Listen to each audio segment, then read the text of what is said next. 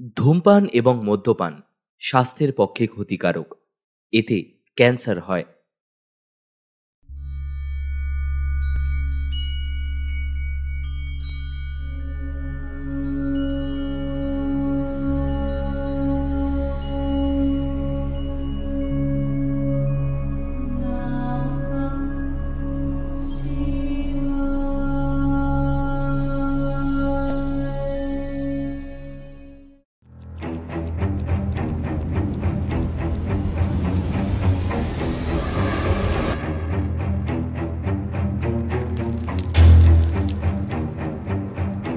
প্রেত লৌকিক অলৌকিক জগতের গল্পকথা।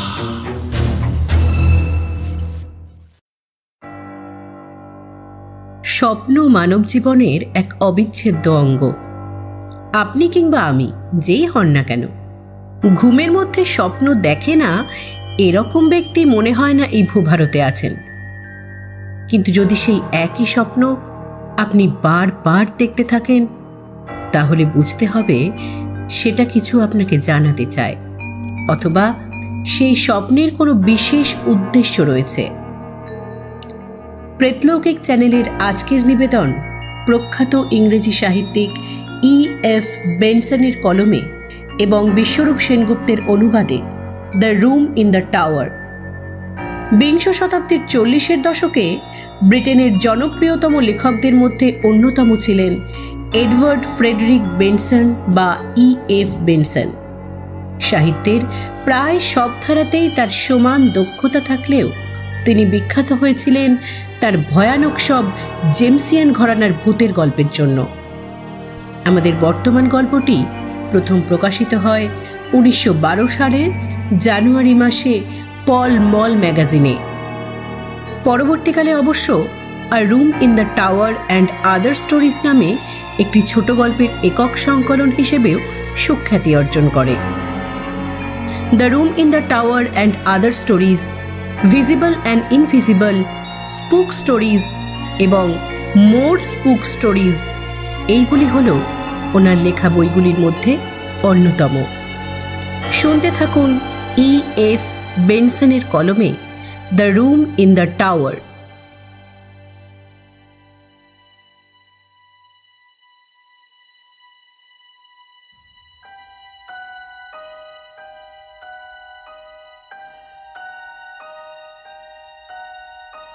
যারা সাধারণত মাঝে মধ্যেই স্বপ্ন দেখে থাকেন, তারা নিশ্চয়ই স্বীকার করবেন যে জীবনের কোনো না কোনো সময় তাদের মনে হয়েছে যে সেই স্বপ্নই যেন হঠাৎই বাস্তবে রূপায়িত হচ্ছে।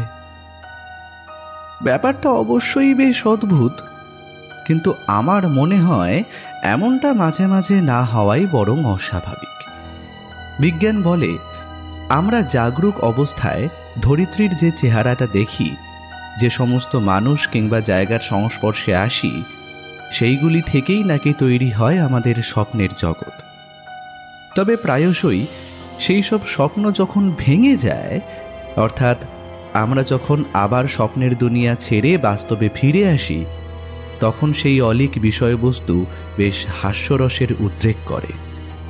কারণ আমরা জানি যে সেই সমস্ত স্বপ্ন কখনোই বাস্তবায়িত হতে পারে না, এবং যত দিন যায় ধীরে ধীরে সেই সব স্মৃতি আমাদের মন থেকে মুছে যেতে থাকে। কিন্তু কেউ যদি একই স্বপ্ন দিনের পর দিন দেখেই যেতে থাকে, তবে বাস্তবেও সেই স্বপ্ন দৃশ্যের মুখোমুখি হওয়ার সম্ভাবনা একেবারে উড়িয়ে দেওয়া যায় না। ঘটনাটি বেশ কিছুদিন আগের। হঠাৎই এক রাতে আমি অদ্ভুত একটি স্বপ্ন দেখি, যদিও তার কোনো আধিভৌতিক বা আধিদৈবিক অর্থটর্থ থাকতে পারে বলে কখনোই মনে হয়নি। যাই হোক, পুরো ব্যাপারটা গুছিয়ে বলি। আমার খুব কাছের একজন বন্ধু জার্মানিতে থাকত, আর মাঝে সাঝেই সেখান থেকে চিঠি লিখে আমার খবরাখবর নিত।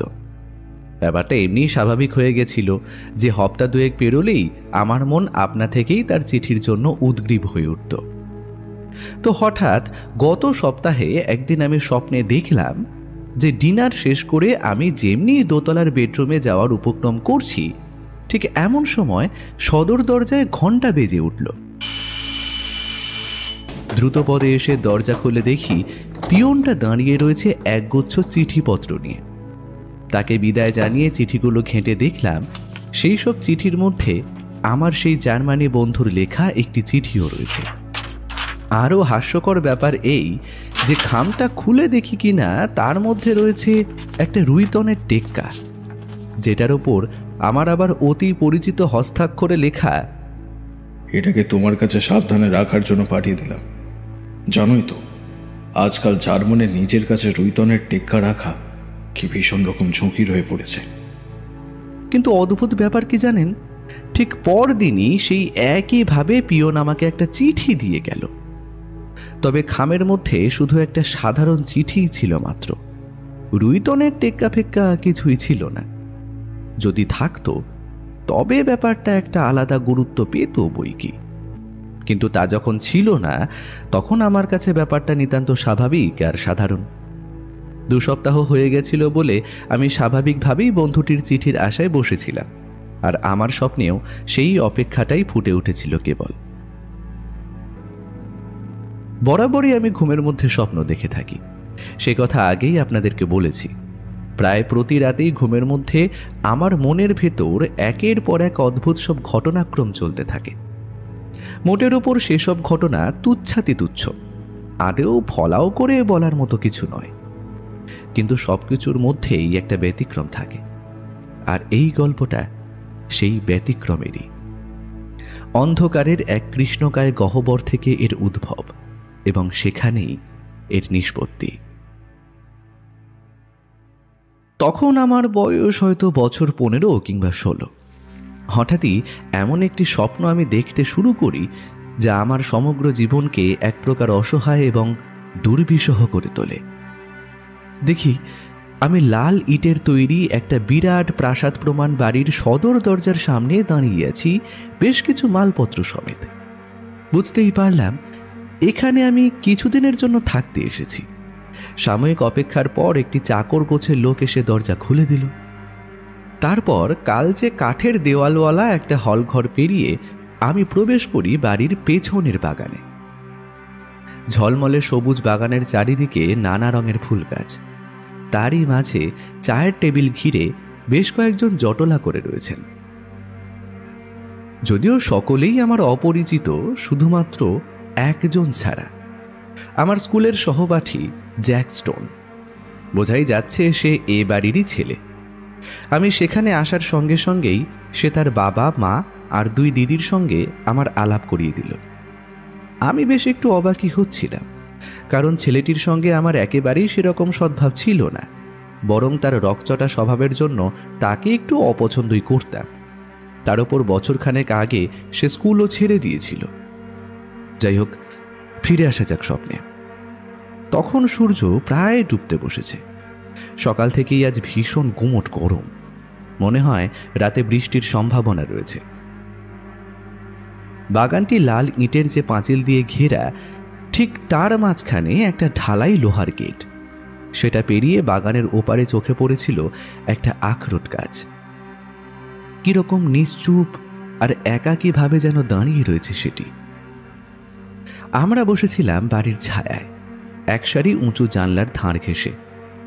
সেখান দিয়ে দেখতে পাচ্ছিলাম ভেতরে লম্বা ডিনার টেবিলে সাজিয়ে রাখা কাঁচ আর রূপোর বাসনপত্রের এলাহি আয়োজন। বাগানের সামনে বাড়ির অংশটা বেশ বিস্তৃত, আর তারই একদম শেষ প্রান্তে রয়েছে একটা 3 তলা উঁচু মিনার। অবাক হলাম, বাড়ির বাকি অংশের সাথে কিন্তু এই মিনার একটু বেশি অমানানসই, যেন বহু যুগের পুরনো। খানিকক্ষণ পর জ্যাকের মা অর্থাৎ মিসেস স্টোন, যিনি এতক্ষণ অন্য সকলের মতো চুপচাপ বসেছিলেন, তিনি চেয়ার ছেড়ে উঠে দাঁড়িয়ে আমাকে লক্ষ্য করে বলে উঠলেন, মিনারের একেবারে উপরের ঘরটা তোমাকে দিয়েছি।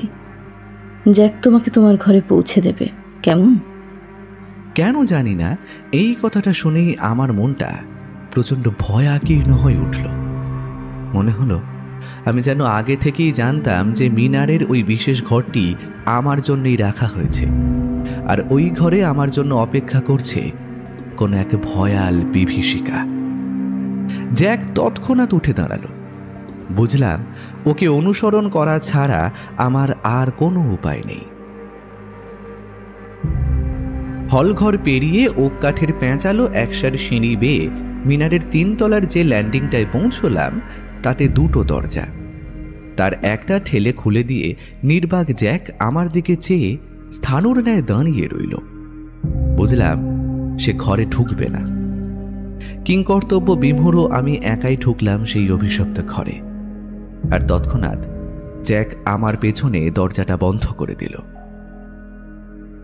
সাথে সাথেই বুঝলাম আমার আন্দাজে ঠিক, এই ঘরে চরম অশুভ একটা কিছুর অবস্থান। দুঃস্বপ্নের সমস্ত আতঙ্ক ধীরে ধীরে আমাকে যেন গিলে ফেলতে লাগলো। আর ঠিক এই সময় প্রচণ্ড ভয়ের তাড়নায় আমার ঘুম ভেঙে গেল। প্রায় 15 বছর ধরে এই এক স্বপ্ন আমি দেখে চলেছি। মাঝে মাঝে সামান্য একটু পরিবর্তন হয় বটে, কিন্তু মোটের ওপর স্বপ্নের কাঠামোটা একই থাকে।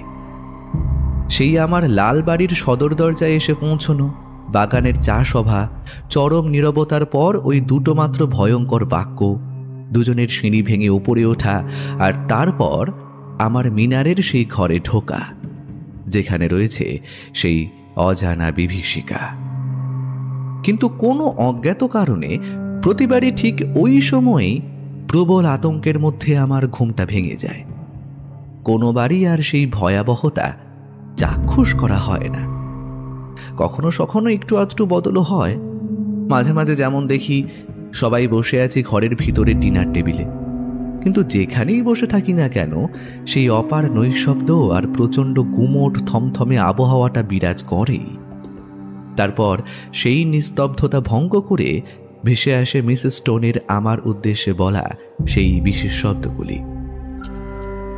মিনারের একেবারে উপরের ঘরটা তোমাকে দিয়েছি, জ্যাক তোমাকে তোমার ঘরে পৌঁছে দেবে, কেমন? তখন এক অমোঘ নিয়মে আমাকে উঠে জ্যাকের পিছু পিছু সেই অন্ধকার সিঁড়ি ভেঙে মিনারের 3 তলার ঘরটিতে ঢুকতেই হয়, যেখানে প্রতিটি স্বপ্নের পর ঢুকতে গেলে আমার ভয় একটু একটু করে বেড়ে যায়। কখনো আবার দেখি ঝাড়বাতির প্রচণ্ড আলোয় চোখ ধাঁধানো উজ্জ্বল একটা ঘরে বসে আমরা তাস খেলছি। প্রত্যেকেই যথারীতি নির্বাক, আবহাওয়া ভীষণ গুমোট, এবং আমার মনে একটা চাপা আশঙ্কার ভাব, যা সত্যি করে মিসেস স্টোন অচিরেই বলে ওঠেন, মিনারের একেবারে উপরের ঘরটা তোমাকে দিয়েছি, জ্যাক তোমাকে তোমার ঘরে পৌঁছে দেবে, কেমন? এই যে ঘরটায় বসে আমরা তাস খেলি সেটা ওই ডাইনিং রুমের ঠিক লাগোয়া। ঘরটায় আলোর ছড়াছড়ি, কিন্তু তার বাইরে গোটা বাড়িটা যেন গোধূলির আবছায়ায় ডুবে থাকে। এত আলো থাকা সত্ত্বেও কখনো কিন্তু আমি একমাত্র আমার হাতের তাসগুলো ছাড়া অন্য কোনো তাসের মুখ দেখতে পাই না। আর সেই সব তাসের নকশাও ভীষণ অদ্ভুত। সেগুলোর কোনোটির মধ্যেই কোনো লাল রঙের ছোঁয়া অবধি নেই। প্রতিটি তাসেরই নকশা কালো, তার উপর কিছু কিছু তাস এমনও থাকে যা আগাগোড়াই কালো, ঘন কালো। আমি ওই তাসগুলোকে মন প্রাণ দিয়ে ঘেন্না করি, ভয় পাই। ক্রমে যত দিন যেতে লাগলো ততই যেন আমার চোখের সামনের বাড়িটার অন্যান্য অংশ স্পষ্ট হয়ে উঠতে লাগলো। যেমন ড্রয়িং রুমটির পেছনে একটা দালানের শেষে সবুজাভ দরজাওয়ালা একটা স্মোকিং রুম দেখতে পেলাম। এই জায়গাটা সবসময়ই বেশ অন্ধকারাচ্ছন্ন থাকত, আর প্রায়শই এখানে ঢুকতে গিয়ে কাউকে যেন দেখতে পেতাম দ্রুত দরজা দিয়ে বেরিয়ে যেতে, তবে তার মুখ কিন্তু কখনোই দেখতে পেতাম না। স্বপ্নে দেখা মানুষগুলোর মধ্যেও বিচিত্র সব পরিবর্তন হতে থাকলো সময়ের সঙ্গে সঙ্গে, ঠিক যেমনটা কোনো রক্ত মাংসর জীবিত মানুষের হয়। মিসেস স্টোনকে যখন প্রথম দেখি তখন তার সব চুল ছিল কালো, ক্রমে ক্রমে কাঁচা পাকা হয়ে পুরো মাথায় ছেয়ে গেল সাদা ধবধবে চুলে। একদম প্রথমে আমাকে কথাগুলো বলার সময় তিনি বেশ চটপট চেয়ার থেকে উঠে দাঁড়াতেন। পরের দিকে দেখতাম উঠে দাঁড়াতে বেশ কষ্ট হচ্ছে তার। জ্যাকেরও বয়স বেড়ে গিয়ে আমার সহপাঠী কিশোরের জায়গা নিল বাদামি গোঁফওয়ালা এক কুৎসিত দর্শন যুবক। তার এক দিদিকেও একসময় আর দেখতে পেতাম না। বুঝতে পারলাম হয়তো তার বিয়ে হয়ে গেছে। তারপর হঠাৎই একদিন স্বপ্নটা দেখা পুরোপুরি বন্ধ হয়ে গেল। দীর্ঘদিন সেটা আর আমার মনের আড়াল থেকে ঘুমের মধ্যে উঁকি দিচ্ছিল না। ভাবলাম দুঃস্বপ্নটা বুঝি আমাকে চিরতরে ছেড়ে গেছে, যেন হাঁপ ছেড়ে বাঁচলাম। কিন্তু কে জানতো যে অদূর ভবিষ্যতেই সেই ভয়াবহতা আবারও ওত পেতে অপেক্ষা করছিল তার একমাত্র শিকারের জন্য। মাস 6 বাদে আবার স্বপ্নে দেখি সেই বাগানের মাঝে বৈকালিক চায়ের আসরে এসে হাজির হয়েছি। কিন্তু এবারের স্বপ্নটা বেশ খানিকটা আলাদা। সেখানে মিসেস স্টোন নেই, আর সেখানে উপস্থিত সমস্ত ব্যক্তিরা সকলেই কালো রঙের পোশাক পরে রয়েছেন। ব্যাপারটা বুঝতে কোনো অসুবিধে হলো না আমার, আর সঙ্গে সঙ্গে আনন্দে প্রায় লাফিয়ে উঠলাম। এতদিন বাদে আজ বোধহয় আমার ওই মিনারের তেতলার ঘরে রাত কাটানোর হাত থেকে অব্যাহতি মিলবে। কিন্তু তাতেও কেমন যেন একটা অস্বস্তির ভাব রয়েই গেল। বাকিরা কেউই কোনো কথা বলছিল না, কেবল একে অন্যের মুখ চাওয়াচাওয়ি করে চলেছিল শুধু। ব্যাপার দেখে আমার মেকি আনন্দটাও একটা সময় নিষ্প্রভ হয়ে এলো। তারপর দিনের আলো ক্ষীণ হয়ে নিভে আসার সাথে সাথেই আমার মনের মধ্যে একটা বিকট দম বন্ধ করা আশঙ্কার ভাব ক্রমে দলা পাকিয়ে উঠতে লাগলো। অকস্মাৎ শুনতে পেলাম সেই চিরপরিচিত কণ্ঠস্বর, মিনারের একেবারে উপরের ঘরটা তোমাকে দিয়েছি, জ্যাক তোমাকে তোমার ঘরে পৌঁছে দেবে, কেমন? সেই একই কণ্ঠস্বর আমার স্বপ্নের নৈশব্দ ভেঙে খান খান করে দিল। মিসেস স্টোনকে কিন্তু দেখা গেল না কোথাও। কিছুক্ষণ পরে হঠাৎ মনে হলো যেন কথাগুলো ভেসে আসছে লাল ইটের পাঁচিল ঘেরা বাগানের সেই গেটের দিক থেকে। আঁতকে উঠে সেদিকে তাকাতেই চোখে পড়ল বাগানের বাইরের ঘাস জমিটা জুড়ে রয়েছে একটি নবনির্মিত সমাধি ফলক, আর সেখান থেকে বিচ্ছুরিত হচ্ছে এক অপার্থিব ধূসর আলো। এক বিশেষ উপায়ে সেই আলোয় স্পষ্ট পড়তে পারছিলাম সমাধি ফলকের লেখাটা। সেখানে কালো হরফে খোদাই করে লেখা ছিল, জুলিয়া স্টোনের অভিশপ্ত স্মৃতির উদ্দেশ্যে।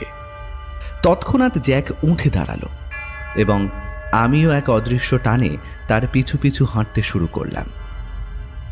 মিনারের ভিতরটা আজ যেন একটু বেশি অন্ধকার। প্যাসেজ পেরিয়ে সেই ওক কাঠের সিঁড়ি ভেঙে অবশেষে আমরা হাজির হলাম মিনারের সেই তেতলার ঘরে। কাঁপা কাঁপা বুকে ঘরে ঢুকে গাঢ় অন্ধকারের মধ্যেও আসবাবপত্রগুলোর অবয়ব কিছুটা ঠাউর করতে পারছিলাম আমি।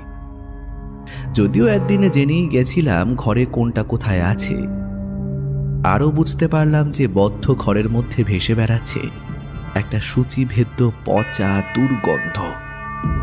ঠিক তখনই চিৎকার করে ঘুম থেকে জেগে উঠলাম। এরপর থেকে বিভিন্ন ভাঙা গড়ার মধ্যে দিয়ে এই একই স্বপ্ন প্রায় 15 বছর ধরে আমি দেখে চললাম। মাঝে মাঝে পরপর 2-3 রাত স্বপ্নটা দেখতাম। আবার একবার তো ওই যেমন বলেছি আগে, প্রায় 6 মাসের জন্য স্বপ্নটা একেবারে উধাও হয়ে গিয়েছিল। হিসেব করে দেখতে গেলে মোটামুটি মাসে একবার করে স্বপ্নটা আমার ঘুমে আসতো। স্বপ্নটার মধ্যে দুঃস্বপ্ন হয়ে ওঠার মতো একটা ভয়ানক কোনো উপাদান ছিল। ঠিক কি উপাদান তা বলতে পারি না, কিন্তু প্রতিবারই স্বপ্নটা দেখার পরে নতুন করে ভয় পেয়ে যেতাম।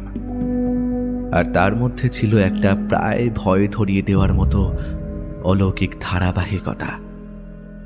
স্টোন পরিবারটিতে বিবাহ আর মৃত্যু আসত প্রকৃতির নিয়ম মেনে।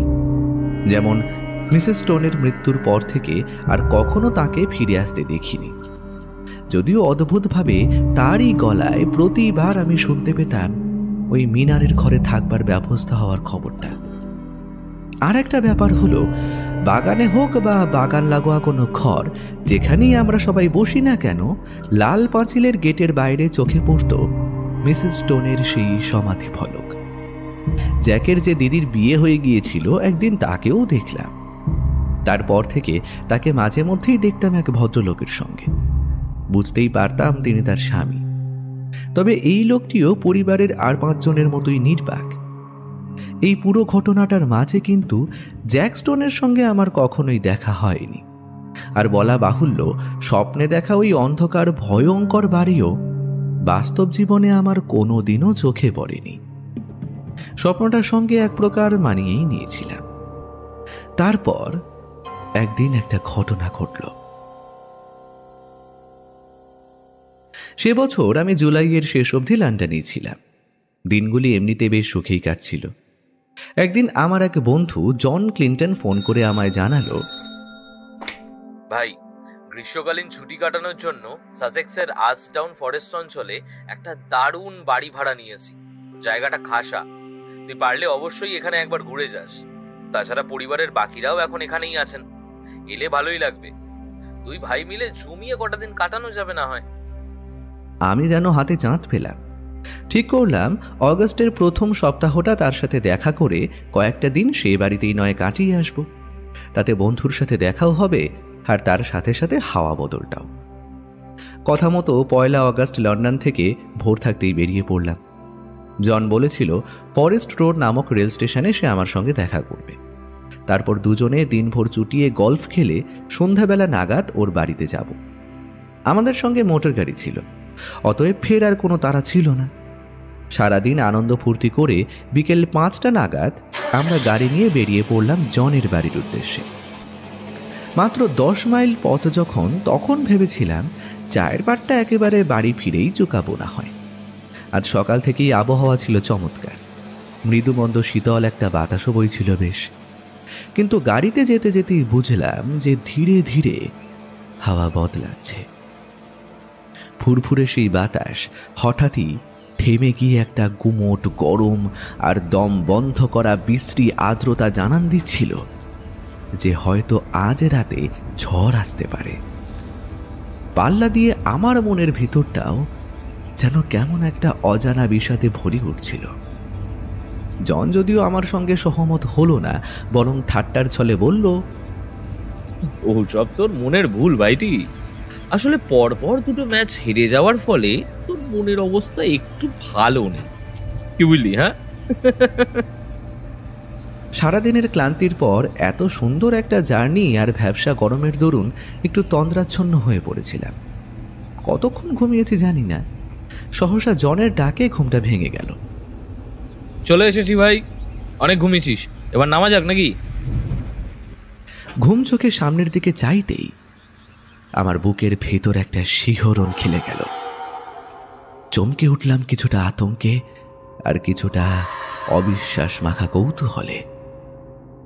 দেখলাম আমরা দাঁড়িয়ে রয়েছি স্বপ্নে দেখা স্টোন ফ্যামিলির সেই অভিশপ্ত বাড়িটির সামনে। এ কি স্বপ্ন নাকি বাস্তব? কতকটা আচ্ছন্নগ্রস্ত অবস্থায় কালচে ওক কাঠের প্যানেলে বসানো নিচু হলঘর পেরিয়ে আমরা পা রাখলাম পেছনের বাগানে, যেখানে বাড়ির ছায়ায় চায়ের টেবিল ঘিরে আসর বসেছে। চারিদিকে ফুলের সমারোহ, বাগান ঘিরে লাল ইটের পাঁচিল, একদিকে পাঁচিলের গায়ে একটা লোহার গেট, গেটের বাইরে খানিকটা রুক্ষ ঘাসে ঢাকা জমিতে একলা দাঁড়িয়ে আছে একটা আখরোট গাছ। বাড়ির সামনের অংশটা অনেকটাই লম্বা, আর তারই এক প্রান্তে দাঁড়িয়ে আছে স্বপ্নে দেখা 3 তলা উঁচু সেই মিনার, যেটা স্পষ্টতেই বাড়ির বাকি অংশের চেয়ে অনেক বেশি প্রাচীন। তবে টেবিল ঘিরে বসে থাকা লোকগুলি কিন্তু কেউই নির্বাক নয়, প্রত্যেকেই যথেষ্ট প্রাণোচ্ছল এবং নিজেদের মধ্যে হাসি ঠাট্টায় মত্ত। সবচেয়ে স্বস্তির বিষয় এই যে এনারা সকলেই আমার পরিচিত। স্বপ্নে এই জায়গায় বসে ধীরে ধীরে যে ভয়ানক উপলব্ধিটা আমার মধ্যে দলা পাকিয়ে উঠত, তা এখন ছিটে ফোঁটাও নেই। যেটা ছিল সেটা শুধু প্রচণ্ড কৌতূহল, এরপর কি হতে চলেছে সেটা নিয়ে। চায়ের আড্ডা আর হাসি ঠাট্টার পর্ব বেশ ভালোই চলছিল। ঠিক তখনই মিসেস ক্লিন্টন উঠে দাঁড়ালেন। তারপর আমার উদ্দেশ্যে বললেন, মিনারের একেবারে ওপরের ঘরটা তোমাকে দিয়েছি, জ্যাক তোমাকে তোমার ঘরে পৌঁছে দেবে, কেমন? কয়েক সেকেন্ডের জন্য স্বপ্নের সেই অনির্দিষ্ট ভয়টা আবার আমার বুকের ভেতরটায় একটা আলোড়ন তুলে দিল। মনে পড়ল জনের বাড়িতে তো সকলে ওকে জ্যাক বলেই ডাকে, কিন্তু এই ক্ষণিকের জন্যই। পরক্ষণেই আবার ফিরে এলো অসীম কৌতূহল, যদিও সেটা নিরসন হতেও বেশি দেরি হলো না। জন মৃদুস্বরে আমাকে বলল, ঘরটি মিনারের একদম 3 তলায়, তবে তোর কোনো অসুবিধা হওয়ার কথা না। আসলে বাড়ির আর বাকি সব ঘর ভরে গেছে, উপায় নেই ভাই। এক কাজ কর, তুই বরং এখন আমার সাথে গিয়ে একবার ঘরটা দেখে আয়, আশা করি মন্দ লাগবে না। জনের কথা শেষ হতে না হতেই শুনতে পেলাম চাপা মেঘ গর্জন। এই রে, প্রচন্ড ঝড় উঠবে মনে হচ্ছে, আকাশ একেবারে কালো পড়ে এসেছে। তোর অনুমানটা খুব একটা ভুল নয় দেখছি। আমি উঠে ওর পিছু পিছু চললাম সেই অন্ধকার হলঘর আর সেই পরিচিত ওক কাঠের সিঁড়ি বেয়ে। না, কোনো অমিলই নেই দেখছি স্বপ্নের সাথে। অবশেষে প্যাসেজের সামনে পৌঁছে ঘরের দরজা খুলল জন। এটাই তোর রুম, দেখ তো পছন্দ হয় কিনা। বাধ্য ছেলের মতোই সে ঘরে ঢুকে পড়লাম আমি। আর ঢোকা মাত্রই আমার সর্বাঙ্গ ছেয়ে গেল সেই অজানা ভয়ে। কেন ভয়, কিসের ভয়, কাকে ভয়, কিচ্ছু জানি না, তবু সেটা ক্রমেই আমাকে কাবু করে তুলছিল। তারপর একটা অতি পরিচিত নাম স্মৃতির অতল গহ্বর থেকে আমার মনের মধ্যে হঠাৎই ভেসে উঠল। বুঝতে পারলাম ভয়টা কিসের। আমি ভয় পাচ্ছি মিসেস স্টোনকে, সেই মিসেস স্টোন যার সমাধিটি আমি দেখতে পেতাম এই ঘরে জানলা দিয়ে, যেখানে কালো কালো হরফে লেখা থাকত মিসেস স্টোনের অভিশপ্ত স্মৃতির উদ্দেশ্যে। মুহূর্তের মধ্যেই আবার সেই ভয়টা আমার মন থেকে একেবারেই মুছে গেল। ভাবলাম, কিসের এত ভয়, কার ভয়? এই দৃশ্য, এই ঘর, এই নাম সব কিছুই তো আমার অতি পরিচিত। তাছাড়া ঘরের জানলা দিয়ে নিচে তাকাতেও কোনো সমাধি আমার চোখে পড়েনি। তবে চারপাশে তাকিয়ে বুঝলাম স্বপ্নে যেখানে যা দেখেছি তার একেবারেই পরিবর্তন হয়নি। দরজার বাঁদিকে দেওয়ালের গায়ে লম্বালম্বি ভাবে রাখা আর ঘরের কোণে সাঁটানো সেই পালঙ্ক। পাশে রয়েছে সুপ্রাচীন এক ফায়ারপ্লেস আর ধুলো মাখা একটা বইয়ের তাক। দরজার ঠিক উল্টো দিকের দেওয়ালে দুটো জাফরি কাটা জানলা, যেগুলির মাঝে দাঁড়িয়ে আছে একটি সেকেলে ড্রেসিং টেবিল। ঘরের অপর দেওয়াল ঘেঁষে বিরাজ করছে একটি ওয়াশ বেসিন আর অতিকায় একটা আলমারি। জন দেখছি ইতিমধ্যেই আমার সুটকেস খুলে জিনিসপত্র সব সাজিয়ে রেখেছে। প্রসাধন সামগ্রী ওয়াশ বেসিনের পাশে আর ড্রেসিং টেবিল জুড়ে গুছিয়ে রাখা হয়েছে। আবার রাতের জামা কাপড়ও বের করে খাটের ওপর পরিপাটি করে রাখা আছে। ঠিক তখনই দেওয়ালে এমন দুটো জিনিস চোখে পড়ল যেগুলি আমি এর আগে স্বপ্নে কখনো দেখিনি। প্রথমটি হল মিসেস স্টোনের একটা প্রমাণ মাপের তৈলচিত্র, আর দ্বিতীয়টি আমার বন্ধু জ্যাক স্টোনের সাদা কালো একটা স্কেচ। সপ্তাহখানেক আগে আমার শেষ স্বপ্নে জ্যাককে ঠিক যেরকম দেখেছি, এ যে হুবহু সেই ছবি। জানলা দুটোর মাঝখানের দেওয়ালে ঝুলে থাকা জ্যাকের ছবিটা তীক্ষ্ণ দৃষ্টিতে চেয়ে রয়েছে তার ঠিক উল্টো দিকের দেওয়ালে ঝোলানো অন্য ছবিটার দিকে। খাটের পাশে থাকা সেই ছবিটির দিকে চোখ ফেরাতেই আবার আমাকে আষ্টে পৃষ্ঠে জড়িয়ে ধরল দুঃস্বপ্নের সেই ভয়াবহ অনুভূতি। স্বপ্নে শেষবার তাকে যেরকম দেখেছি, লোলচর্ম স্নিগ্ধাকে সে এক বৃদ্ধা, ঠিক সেই একই রূপে ছবির ভেতরে অবস্থান করছেন মিসেস স্টোন। শারীরিকভাবে দুর্বল মনে হলেও তার চোখ মুখ থেকে ফেটে বেরোচ্ছে এক ভয়ঙ্কর প্রাণ শক্তির আভা, যে আভা, যে প্রাণশক্তি রূপান্তরিত হচ্ছে কল্পনাতীত এক অশুভ শয়তানিতে। পাপ চুইয়ে পড়ছে তার সরু চোখের সর্পিল দৃষ্টি থেকে। নৃশংসতা খেলা করছে তার অতিমানবীয় ঠোঁটের হাসিতে। কি যেন এক গোপন উল্লাসে তার সমগ্র মুখমণ্ডল উদ্ভাসিত হয়ে আছে। আমার মনে হলো যেন তার হাঁটুতে চেপে রাখা দুই হাত থরথর করে কাঁপছে এক অজানা উদ্দীপনায়। ছবিটার নিচের বাঁদিকে খুব ছোট ছোট অক্ষরে শিল্পীর নাম দেখা যাচ্ছে। খুঁটিয়ে পড়ে বুঝলাম সেখানে লেখা রয়েছে Julia Stone by Julia Stone. কিরে, সব ঠিকঠাক তো? দরজায় টোকা মেরে ঘরে ঢুকল জন। হ্যাঁ, একটু বেশি ঠিকঠাক। মিসেস স্টোনের ছবিটার দিকে অঙ্গুলি নির্দেশ করে বললাম। হেসে উঠল জন। বৃদ্ধাটি বড়ই কাঠখোট্টা, তাই না? নিজেরই হাতে আঁকা, দেখছিস তো, কিন্তু তাতেও খুব একটা সুবিচার করতে পারেননি নিজের ওপর। কি যে বলিস, এ কি কোনো মানুষের মুখ? এ তো সাক্ষাৎ শয়তান। কিছুক্ষণ আমার দিকে নির্বাক দৃষ্টিতে তাকিয়ে রইল জন, তারপর বলল, হ্যাঁ, ছবিটা তেমন নয়ন সুখকর কিছু নয়, তা মানছি। খাটের পাশে ঝুলিয়ে রাখার মতো নয়। সত্যি বলতে কি, শুতে যাওয়ার সময় আমার খাটের পাশে উনি ঝুললে আমার কপালেও দুঃস্বপ্নই নাচবে।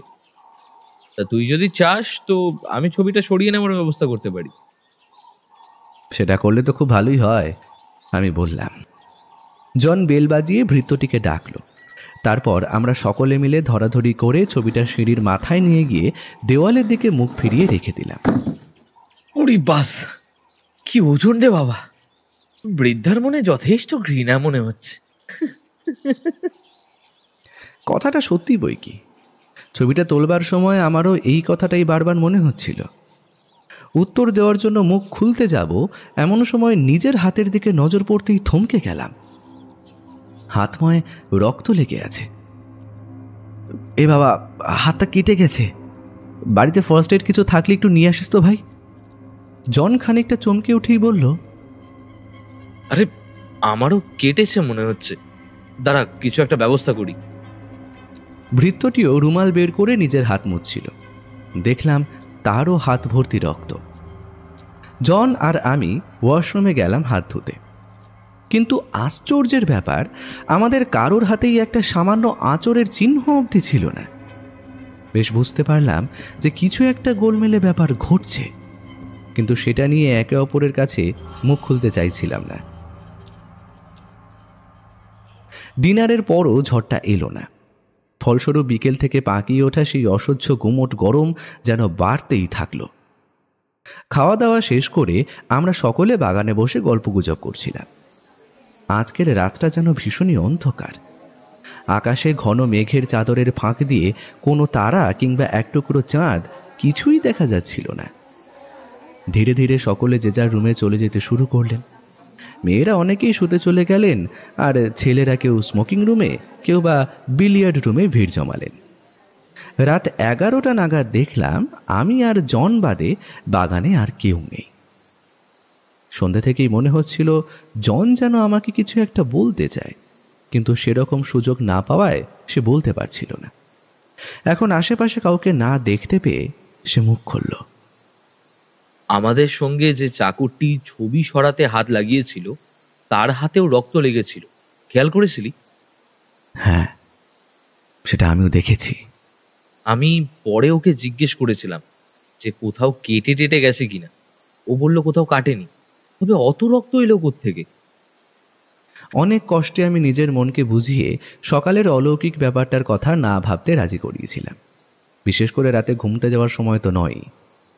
তাই বললাম, কি জানি ভাই, আর এখন তো ওই ছবিটা আমার মাথার পাশে নেই, অতএব ওই সব নিয়ে আর বেকার ভেবে কি লাভ। জন উঠে দাঁড়িয়ে বলল, কিন্তু ব্যাপারটা অদ্ভুত, তাই না? দাঁড়া, তোকে আর একটা অদ্ভুত ঘটনা দেখাই। জনের পোষা আইরিশ টেরিয়ার কুকুরটি আমাদের কথাবার্তার মাঝেই বাইরে বেরিয়ে এসেছিল। দেখ, টবিকে ভালো করে লক্ষ্য কর এবার। আমাদের পেছনের দরজাটা খোলা ছিল, আর সেখান দিয়ে ডাইনিং রুমের আলো এসে একটা বিরাট আয়তক্ষেত্রের আকার নিয়ে বাগানের ধারের লোহার গেট আর তার বাইরে আখরোট গাছটা অবধি ছড়িয়ে পড়েছিল। স্পষ্ট দেখলাম কুকুরটা রাগে আর ভয়ে থরথর করে কাঁপছে।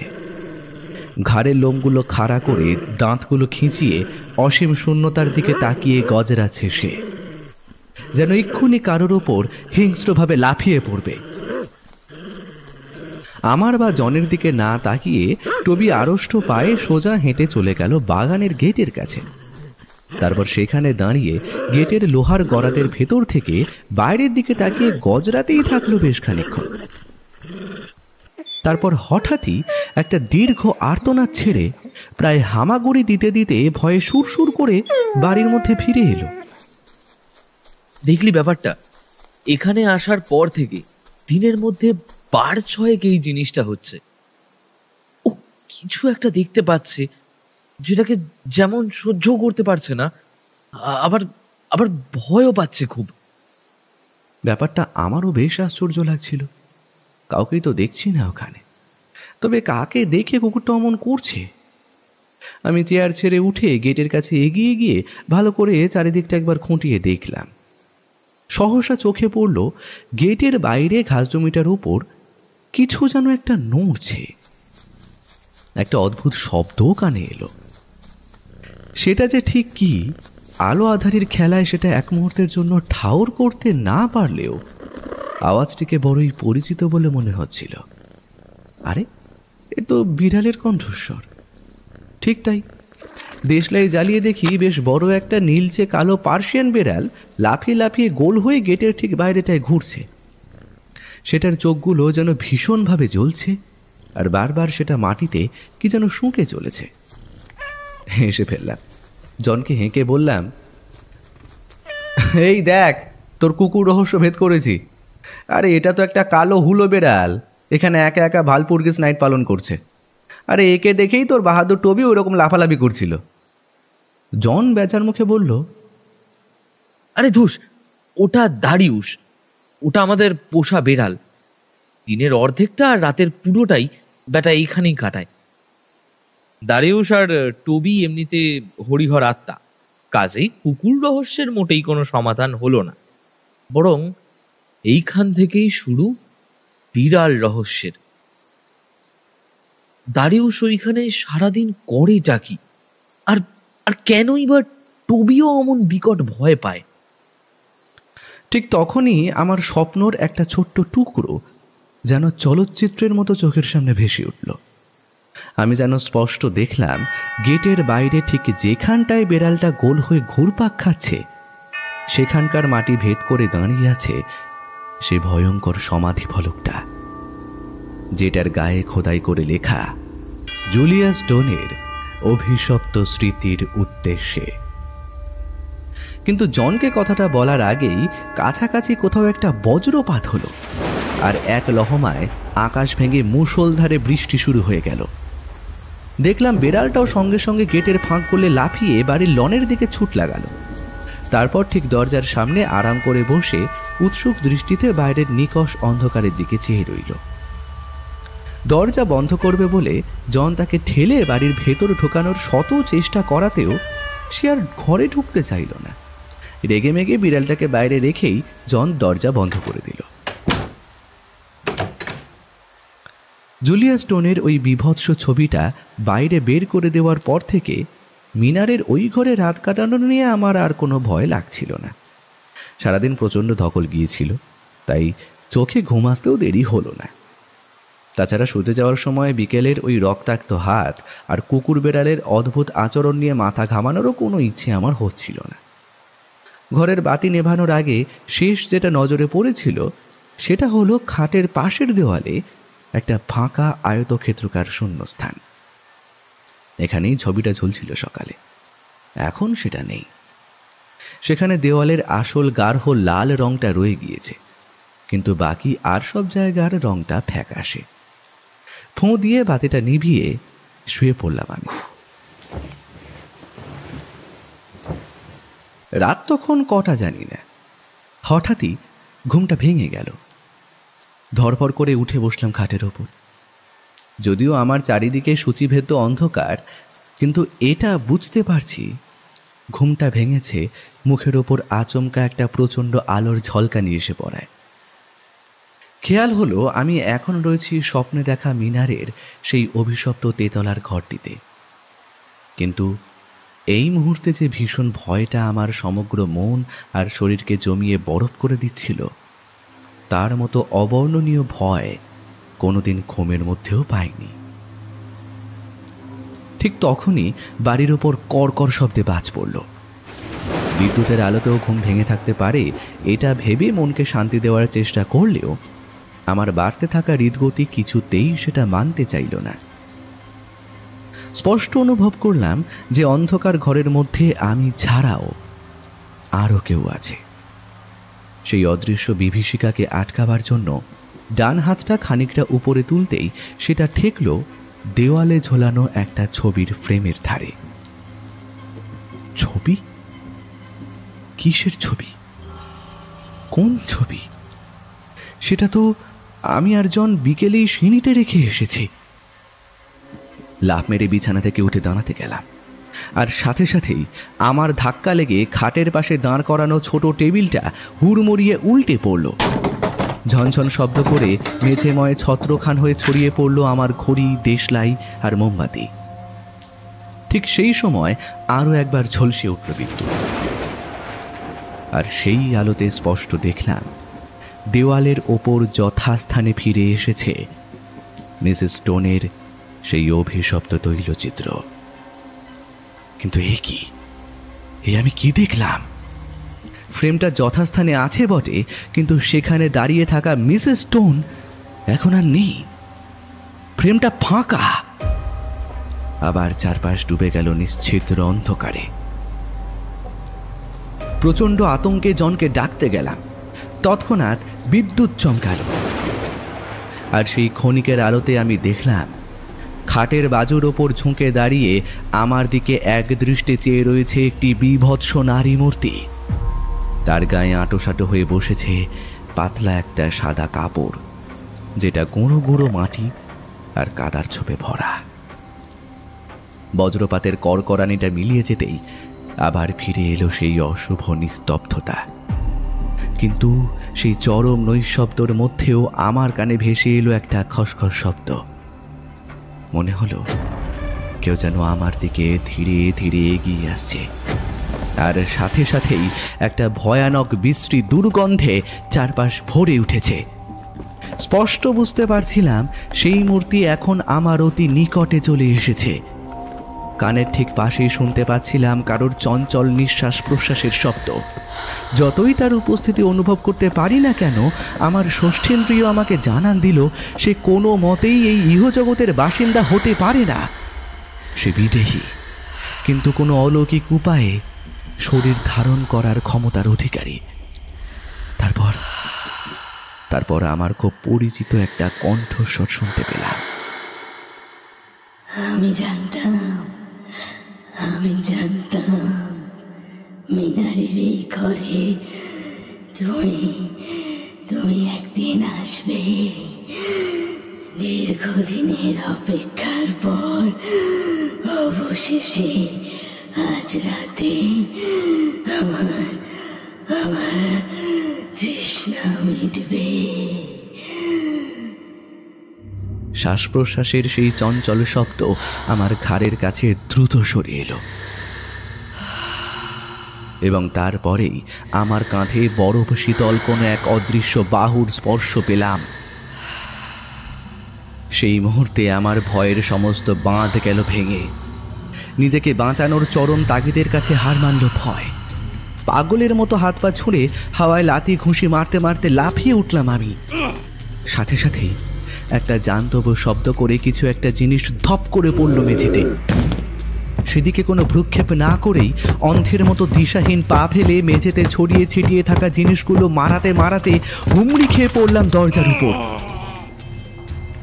নিতান্ত ভাগ্যক্রমে হাতে ঠেকলো দরজার হাতলটা। কোনো রকমে সেটা খুলে প্যাসেজে বেরিয়ে এসে দরজাটা দরাম করে বন্ধ করে দিলাম। পর মুহূর্তেই নিচে একটা কোনো ঘরে দরজা খোলার জোর আওয়াজ শোনা গেল, আর তারপরই সিঁড়ি দিয়ে দৌড়তে দৌড়তে উপরে উঠে এলো হাতে মোমবাতি ধরা জন ক্লিন্টন। ব্যাপার কি? হাঁপাতে হাঁপাতে সে জিজ্ঞেস করলো। তোর ঘর থেকে জোরে একটা আওয়াজ শুনতে পেলাম যে। আরে এ কি, তোর কাঁধে এত রক্ত কিসের? কোনো রকমে আঙুল তুলে ঘরের দিকে দেখিয়ে আমি শুধু বলতে পারলাম, ছবিটা আবার দেওয়ালে ফিরে এসেছে, আর ঘরের মধ্যে আমি ছাড়াও কেউ একজন রয়েছে। হেসে উঠে জন বলল, কি সব আবল তাবল বকছিস? স্বপ্ন টপ্ন দেখছিস বুঝি? আমাকে পাশ কাটিয়ে দরজা ঠেলে ঘরের মধ্যে ঢুকে গেল সে। ভয় আমাকে এমনই বিবশ করে ফেলেছিল যে আমি ওকে বাধাও দিতে পারলাম না। কেবল ঠায় দাঁড়িয়েই রইলাম দরজার গোড়ায়। কি দুর্গন্ধ রে বাবা! ঘরে ঢুকতে ঢুকতেই বলে উঠল সে। খোলা দরজার পেছনে জনকে আমি দেখতে পাচ্ছিলাম না। কিছুক্ষণ সব চুপচাপ। হঠাৎ হুড়মুড় করে জন ঘর থেকে বেরিয়ে এসে এক ঝটকায় দরজাটা টেনে বন্ধ করে দিল। তার চোখ মুখের অবস্থাও আমারই মতো, ফ্যাকাশে, রক্তশূন্য। হাঁপাতে হাঁপাতে সে বলে উঠল, ছবিটা সত্যি ঝুলছে দেওয়ালে, আর মেঝেতে পড়ে আছে একটা কাদায় মাখামাখি সাদা কাপড়। ওই যেরকম কাপড়ে মৃতদেহকে মুড়ে সমাধিস্থ করা হয়, ওরকম। নিচে চলে আয়, তুই নিচে চলে আয়, শিগগির তাড়াতাড়ি আয়, নিচে চলে আয়। কিভাবে যে তারপর নিচে নেমেছি তা আমি নিজেও জানি না। আপাদমস্তক ঠকঠক করে কেঁপে উঠছিল বারবার। একাধিকবার পায়ের তলায় সিঁড়ির ধাপ খুঁজে পাচ্ছিলাম না। নেহাত জন পাশে ছিল, তাই সেও নিচে নামতে নামতে চরম আতঙ্কে পেছনে সিঁড়ির দিকে চেয়ে দেখছিল থেকে থেকে। নিচে নেমে ওর ঘরে এসে ঢুকে ধাতস্থ হয়ে সব কথা খুলে বললাম ওকে, যা এতক্ষণ আপনাদেরকে বলছি। পরদিনই আমি সেই অভিশপ্ত বাড়ি ছেড়ে লন্ডনে ফিরে আসি। জন বা আমি কেউই সেই ঘটনার কোনো কুল কিনারা করতে পারিনি। তারপর হঠাৎ একদিন লন্ডনের একটি রেস্তোরাঁয় বসে থাকাকালীন ইভিনিং স্ট্যান্ডার্ডের একটি পুরনো আর্টিকেল আমার চোখে পড়ে। বছর 8 আগের একটি অদ্ভুত কাহিনী। ওয়েস্ট ফলির এক চার্চের কবরখানায় এক আত্মঘাতী মহিলার কফিন অদ্ভুতভাবে মাটি ফুঁড়ে বেরিয়ে এসেছিল। একবার নয়, 3বার। আর প্রতিবারই কফিন খুলে দেখা যেত সেখানে থই থই করছে তাজা রক্ত। অতঃপর ভ্যাম্পায়ারের গুজব রটে এবং সেটা চাপা দেওয়ার জন্য তড়িঘড়ি সেই পাপীর মৃতদেহ চার্চের পবিত্র ভূমির বাইরে অন্যত্র সমাধিস্থ করা হয়। অন্যত্র বলতে, যে বাড়িতে তিনি থাকতেন তার বাগানের লোহার গেটের ঠিক বাইরে। সেই বাড়িরই পুরনো একটি মিনারের 3 তলার ঘরে তিনি আত্মহত্যা করেছিলেন। ভদ্রমহিলার নাম ছিল জুলিয়া স্টোন।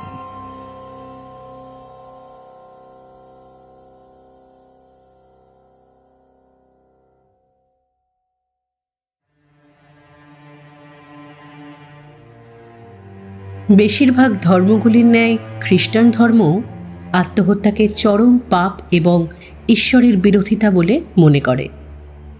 এই কারণেই আত্মঘাতী ব্যক্তির মৃতদেহকে সমস্ত ধর্মীয় রীতিনীতি মেনে চার্চের পবিত্র ভূমিতে সমাধিস্থ করা নিয়ে নানান বিধিনিষেধ রয়েছে। সাথে আছে উইচক্রাফট ও শয়তানের উপাসনার ধ্যান ধারণা। বলা হয় স্বয়ং শয়তান নাকি অভূতপূর্ব ক্ষমতার প্রলোভন দেখিয়ে মানুষকে আত্মহত্যায় প্ররোচিত করে। উদ্দেশ্য একটাই, মৃত মানুষের আত্মা দখল করে সমাজের অনিষ্ট করা। শুনছিলেন প্রখ্যাত সাহিত্যিক E.F. বেনসনের কলমে the room in the tower. গল্পটির বিভিন্ন চরিত্রে অভিনয় করেছেন শুভ, সৌরভ, বর্ণিশা, সুতৃষ্ণা এবং প্রীতম। অনুবাদে ছিলেন বিশ্বরূপ এবং স্মিতা। প্রচ্ছদটি এঁকেছেন কৃষ্ণেন্দু এবং আবহ সঙ্গীতে সম্রাট। গল্পটি ভালো লাগলে অবশ্যই আমাদের চ্যানেলটি লাইক, শেয়ার এবং সাবস্ক্রাইব করতে ভুলবেন না। আমি সুতৃষ্ণা, আজকের মতো এইটুকুই।